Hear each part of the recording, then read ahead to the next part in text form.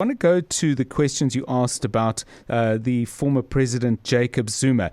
17% of all respondents felt that, in their opinion, Jacob Zuma was entitled to disobey the order of the Constitutional Court. So a really substantial majority. But then there were some differences as to what people felt was an appropriate sentence, fair or unfair. Take us through those numbers, because they had some interesting nuances to them.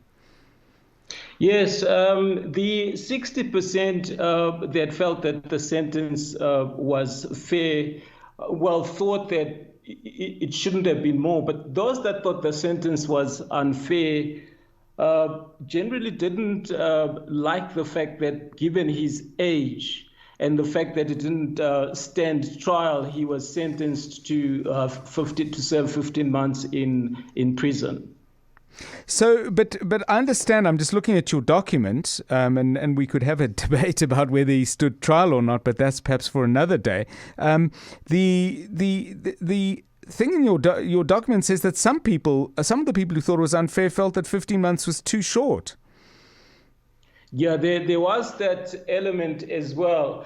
As far as the Jacob Zuma issue was concerned, what was interesting was that there was no conflict around whether or not he was in breach of the law. Right. There was no, in fact, as much as 83% felt that he should not have disobeyed an order of the Constitutional Court, that he should have obeyed it because he's a former president and therefore a former protector of the Constitution. He should have led by example and followed the order of the Constitutional Court. So that was quite revealing, in that notwithstanding 17% then felt that no, he should have in fact disobeyed the order of the court. And this was important for us because, given the events of the past week, it was difficult to discern where the public stood in relation to whether or not he should have obeyed or should have disobeyed. And it is quite clear now by a whopping majority